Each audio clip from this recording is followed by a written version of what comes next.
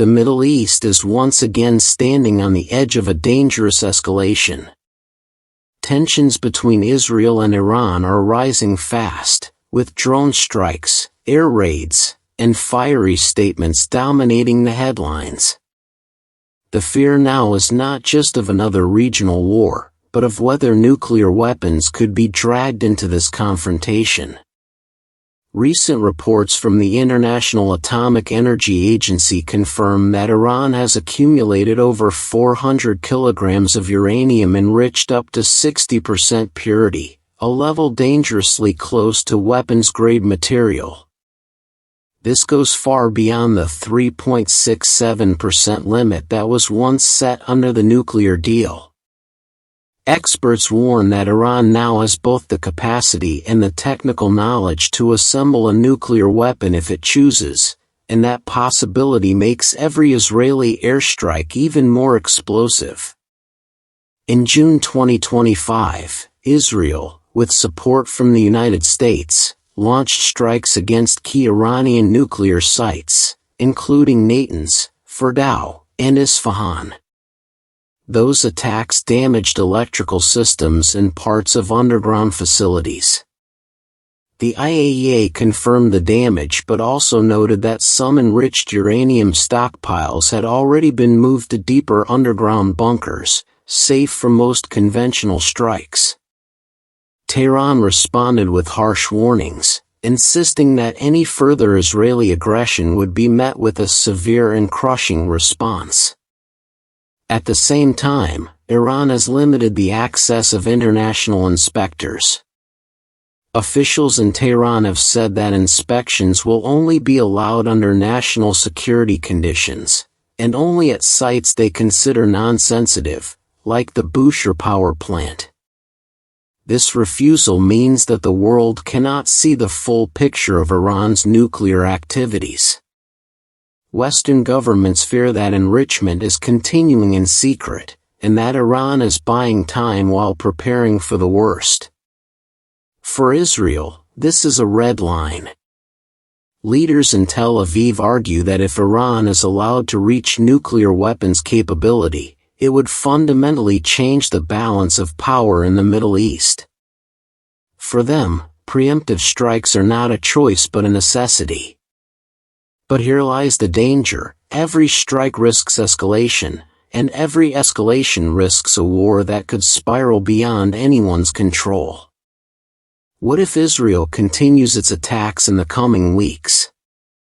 One scenario is that the strikes remain limited, targeting scientists, equipment, or specific facilities. Iran could retaliate with missile and drone attacks but stop short of a full-scale war. The international community, especially Washington and European capitals, would scramble to cool tempers. Another scenario is far darker. If Israel inflicts major damage on Iran's nuclear program, Tehran could unleash its regional proxies in Lebanon, Syria, and Yemen. Oil and shipping routes in the Persian Gulf and the Red Sea could become battlegrounds. Global energy markets would react instantly, with prices soaring and economies worldwide feeling the shockwaves. The most alarming possibility is the use of nuclear weapons. At present, the chance remains low, but it cannot be ruled out. If Iran believes its survival is at stake, or if Israel concludes that conventional strikes cannot stop Tehran's program, the unthinkable could happen. The detonation of even a tactical nuclear device would trigger a humanitarian disaster, radioactive fallout, and a diplomatic crisis unlike anything the world has seen since 1945.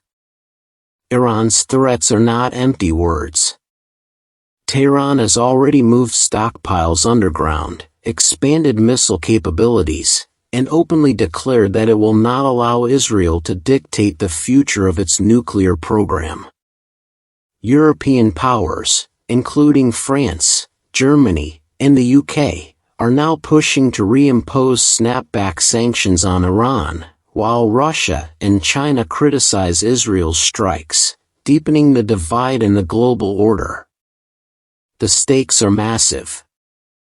A war between Israel and Iran would not stay confined to the Middle East. It would shake energy markets, draw in global powers, and reshape international alliances. Ordinary civilians would pay the highest price, families displaced, infrastructure destroyed, and the fear of nuclear fallout hanging in the air. The critical question now is whether restraint will prevail. Will Israel continue to strike, believing it is acting in self-defense? Will Iran cross the nuclear threshold, turning years of suspicion into undeniable reality?